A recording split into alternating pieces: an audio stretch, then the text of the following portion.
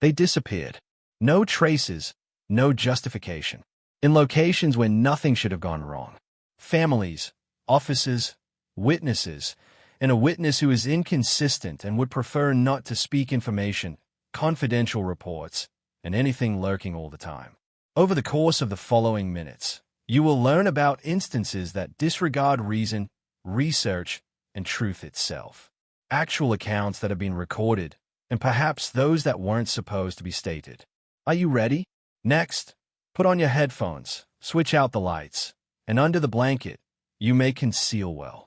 Till now the mystery starts. Come on. When Barbara Bullock vanished. At the age of 55, Barbara Bullock disappeared on the 18th of July, 2007. She was knowledgeable, composed under duress, and was familiar with Montana's trails.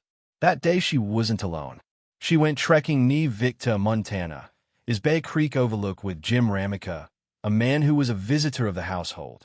The trail wasn't far away, 2.5 miles, with obvious signage, visited by travelers. It was a bright day with no negative weather reports.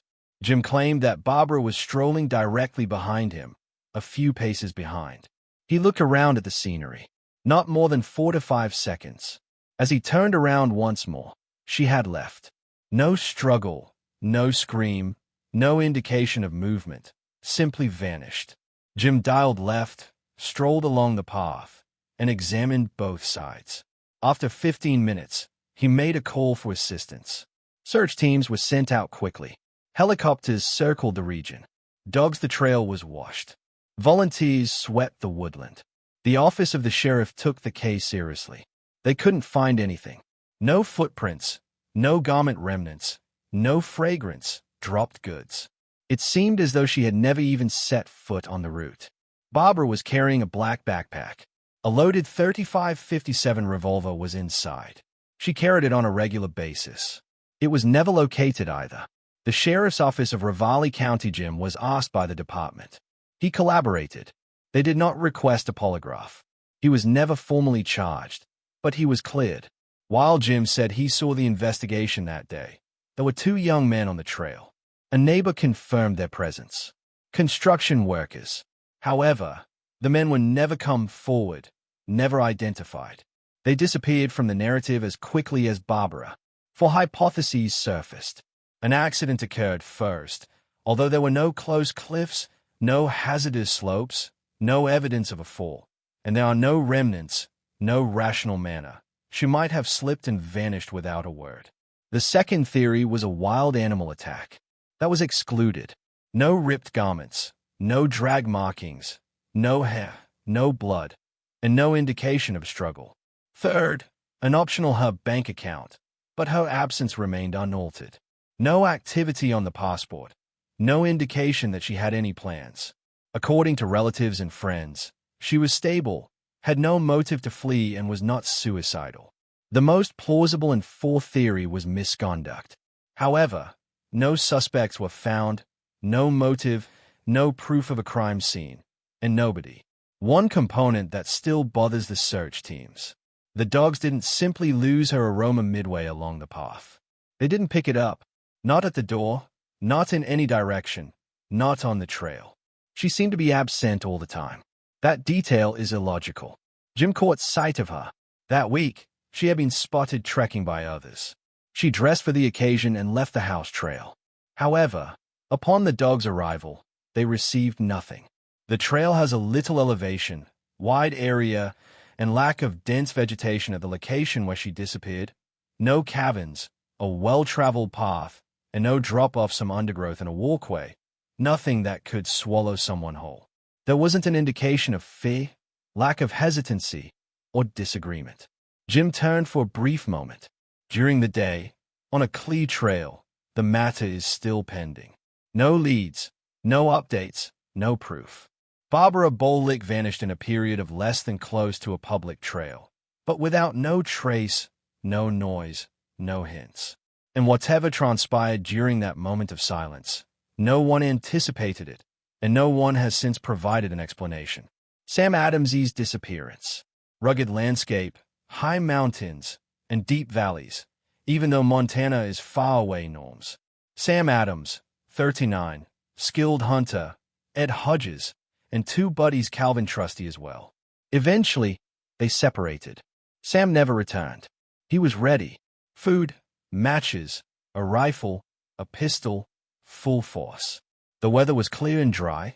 No snow, no storm. Look for effort started right away. 17 days of vigorous activity. Montana National Hunting Guard and local sheriff's deputies grid layout, parties, and helicopter sweeps, but they came up empty. Not one trace. 7 months later, on July 12th, experts weren't the ones who discovered him. His pals were involved. His remains were only 1.5 miles away from the area under search. That close. What they discovered was unsettling. His firearm broke into 3 distinct halves. His pocketbook unaltered, undamaged. The same is true of his knife, his cap, and his belt. His footwear had teeth marks. His garments were ripped, pieces of hair, bone, and the area around what were referred to as bear signs. The official narrative. Sam shot off after wounding a bear. Almost every round he made, he wanted to stay awake, pulled himself up close to a wood, and utilized his shoelaces as temporary bandages, fired 2 last shots to get assistance. The bear returned and killed him. The narrative is over. However, it is not tenable. In what ways did investigators ascertain the precise order of those shots? What caused the pistol to disappear and never got better? Why didn't he utilize his blade? What causes a gun to split into 3 distinct parts in the event of a bear attack? What caused some of his garments, his wallet, and his equipment unaltered? If he had been eaten by a bear, where were the indications? No campground destroyed, no strewn remnants, no bones and bear droppings, or nothing, no cloth. There's more. 2 distinct evidence clusters 200 m apart separate. Like 2 separate occurrences happened. Not one scenario, but 2. Additionally, the most perplexingly, he was discovered nearby. Tunay, a little more than a mile from the primary search field. That region had been repeatedly combed on foot, in the air, and with canines. How can one remain concealed in 7 months of plain sight? Too many, the total doesn't add up. Too many holes in reasoning. The formal justification was tidy. Too tidy. Practical, but not convincing. What actually become of Sam Adams in those mountains? Additionally, who or what was he carrying that day? Nyla Marshall's unresolved case. It was a picnic with the family. Numerous clear skies, warm temperatures, and people. Nylan, 4-year-old Kay Marshall, was playing with other kids at a beaver dam. There was open space with a forest bordering the edge, but the playground was taken into secure. The adults were around. No one was concerned. According to the children, she stepped a few feet, not far, behind a tree. They took a few moments to look away. When they turned around, she was gone. As they initially believed she had gone missing. They called her name and looked around creek. Nothing. No footsteps, no noise. There was no movement in the forest. Nothing but quiet. An hour later, terror struck. Look for squads were mobilized on the same day afternoon. Search and rescue dozens of volunteers, police, dogs, and helicopters. The FBI swiftly became engaged. They scrubbed creeks, the forest, and the deserted shafts of mines dotted the hills. Days, then weeks. Nothing. No clothes, no drag, and no indications of struggle, no tracks, no marks, not even a trace of her aroma. One lead was found. A male was observed speaking to Nile while wearing a tracksuit earlier in the day. As stated by witnesses, he wasn't related. No one knew him. He left. That sighting was never verified. The individual was never named. After 2 years, a call for children who are exploited and missing. The caller stated that they had taken a small K as a girl. He refused to name it. He ended the call. After 2 months, police received a letter in Wisconsin that was typed no address for return. The same individual. He composed that he had her, that Nile was alive, that they had brought her up by him. Together, they visited Mexico, Canada, Europe. He stated that he homeschooled her, declared his love for her. The correspondence contained particular details regarding the day she vanished. Things never publicly available, details only someone in the room would be aware. The FBI found a pay phone by tracking down the calls. In Edgerton, Wisconsin, close to a drugstore, they dispatched agents. There was nobody in the booth. After several years, a woman showed up at a hospital, stated that she believed her name Nile, perhaps. She lacked identification, stated that they were raised in a different had no accent, but it was country. When hospital employees attempted to inquire further, she departed. The man who was grasped her arm and carried her with her. They left and never returned. No name, no follow-up. After a while, another call that is anonymous. One man claimed to have killed her body was found in an abandoned mine shaft close to Helena. The mine was looked for. There were no remains discovered. Years and years have gone by. No arrests, no bodies, no suspects. Occasionally, the FBI opens the file again, heeds fresh advice, speaks with fresh witnesses. Nothing at all sticks. The letter was written by a man named Never Located. He might have made up the entire thing, or he might still be absent somewhere. Furthermore, if what he said was if that's the case, then Nile is alive or worse, they are still holding her. The Missalem Shadow. From 1974 until 1986, fatalities occurred in and in the vicinity of Missoula, Montana. Distinct neighborhoods, various situations, various techniques. However, something regarding investigators were captivated by the scenes. Something aggressive, intimate, and compulsive. The fatalities appeared to be unrelated at first. A teenager, the wife of a preacher, a woman at work, a pair, a runaway. Their ages differed, context and way of life, but the murderer's access was the same thing every time.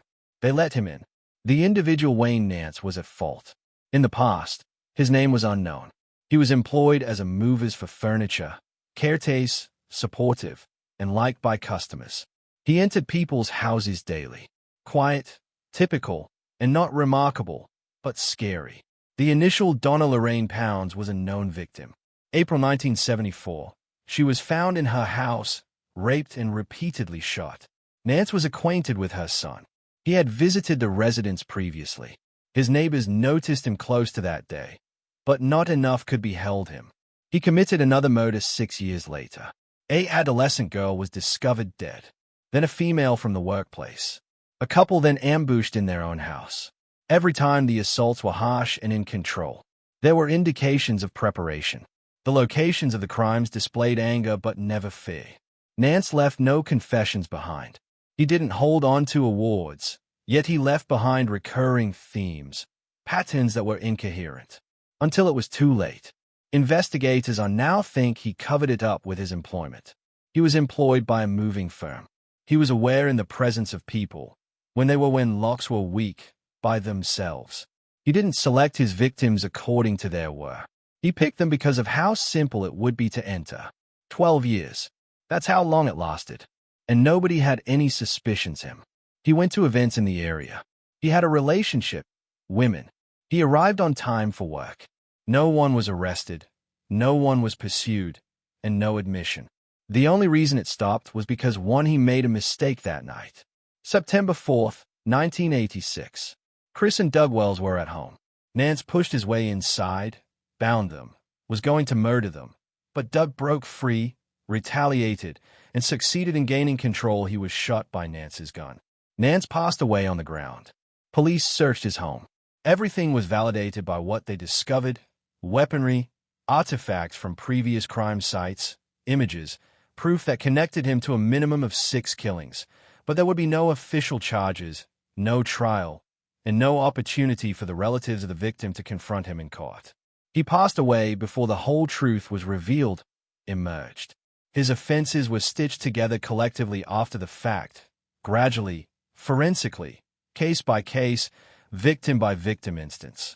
Additionally, the complete number is unknown. According to certain investigations, he might have killed 10. Others have more to say. The identities of some victims might never be known. He might never even be linked to some of them. He was mobile because of his profession.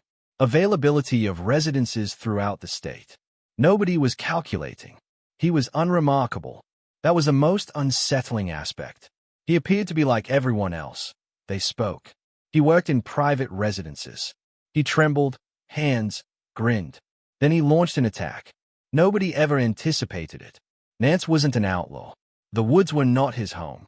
He drove a car, lived in a neighborhood, a normal car, paid taxes, and paid rent. He cleared background checks. He was the sort of individual who vanishes into the till the day he doesn't crowd. Additionally, by so, it's too late already. Dustin Kerson's unsolved murder case. In 1999 summer, Dustin Kerson Moose Creek, which is close to Big Sky, Montana. He was intelligent, fit, and in his 20s. Understood how to deal with nature. He would chose a location close to a well-known trail. Silent, yet not abandoned. He said he would meet up with a pal there the next day. Dustin got there early, made camp, prepared, and spent the night there. No warning indications. The following day, his friend arrived at the location. He called after finding Dustin's tent zipped up. Out. No response. Unzipped it and discovered the body. He initially believed it to be an animal assault. That's how it appeared. Similar. Blood, ripped clothes, and emotionless. It didn't feel right. He retreated, contacted the police, but when they came, that hypothesis quickly fell apart. No tracks, no claw marks, and no shattered branches and no signs of animals, no indication of a scuffle outside the tent. The wounds were deep, accurate, and the kind that are not bait-arrived, the type that necessitate intimate touch, a controlled assault. The tent wasn't shredded. It zipped shut, undamaged. The scene inside told a different story, narrative. The injuries were in line with a massive, sharp blade resembling a big axe, several blows, not at random, not frantic. This had been done by someone purposefully. They reclassified the case from a homicide to an animal incident. The axe was never located. Investigators looked for search the region for anything, a weapon, clothes, prints, and even marks from drag. Not even disturbed dirt. Nothing. Whoever cleaned up after themselves or never abandoned anything in the initial location. The companion who discovered the body was asked over and over. He was bloodless on him. No harm to the defense. No violent past. His tale didn't shift. He claimed to have arrived, discovered Dustin, and dialed for assistance. Police was unable to connect him to the scene outside of finding it. They released him. There no further suspects on known adversaries. Dustin did not participate in narcotics, owed no one money. He was trouble-free, and nobody else had set up camp close by. At least nobody who ever did come forward. The absent axe turned become the key. Investigators think it was delivered at the location. Not a thing, not an invented weapon, but just lying around. It was brought in, used, and then removed away. It's risky, committing a murder, entering and exiting a public path with a weapon system. It implies preparation. It implies a motive. It implies someone who was certain Dustin would be present. Someone who was waiting and observing. Or perhaps someone who happened upon him and decided to take action. However, why take if it was random? The weapon? Why not? If it was personal. Indications of difficulty? Why not shouting? No dragging body, no ripped-up ground. The doctor didn't see any indications that Dustin had relocated following the assault. He passed away where he believed he was sleeping or was secure. There was no forceful entry into the tent. One of the most unsettling aspects is that Dustin may have let someone in, or that someone entered quietly while he was and killed him while he was asleep. The entire woodland. The reality that nobody, not a single other camper, has heard anything. Reported sound. No shouting from a distance. Not through the trees, even a light. More questions were created by that quiet. Then it responded. 17 days following the murder, no new information. The case hit a brick leads. Nobody stepped up. The weapon remained unaccounted for. The reason is unknown. Years went by. The case was abandoned. However, it is kept in the Gallatin files. Listed as open as the county sheriff's office. The investigators are haunted by more than just the violence.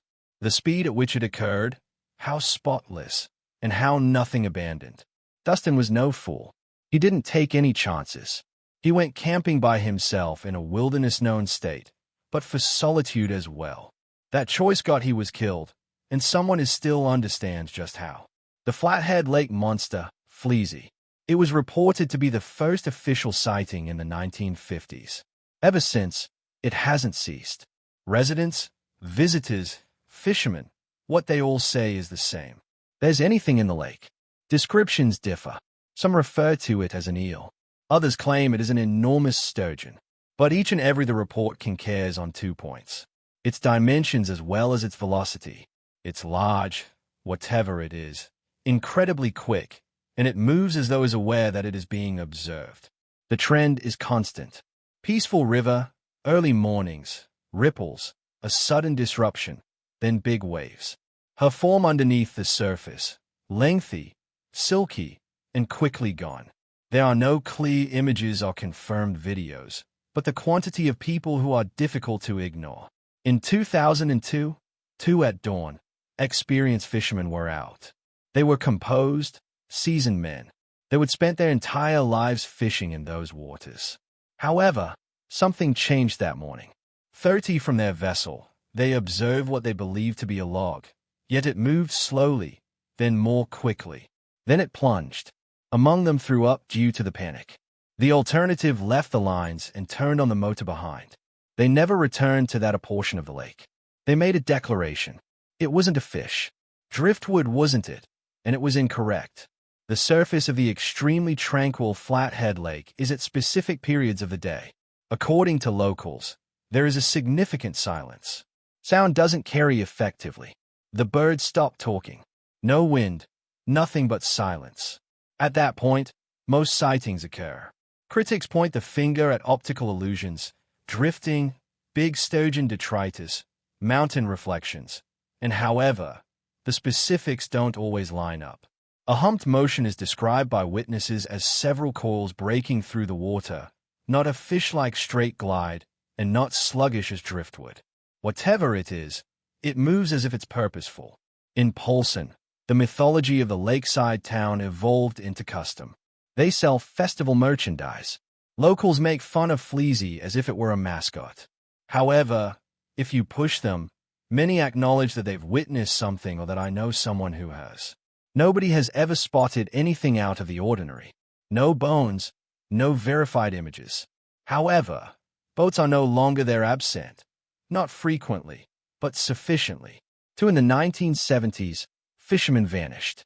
Their near Yellow Bay, equipment was discovered drifting. No storm, no scream for help, and no indication of the men. A week later, their boat was located, later empty, food still there, engine intact packed as though they had just gotten up and disappeared. The lake has been searched by divers several times. Visibility quickly declines in deeper regions. It has an uneven bottom, older wood, submerged buildings, big caverns. The majority of it is yet undiscovered. Some claim it's all a myth, exaggerated story, a blend of legend and terror. Others are not quite certain.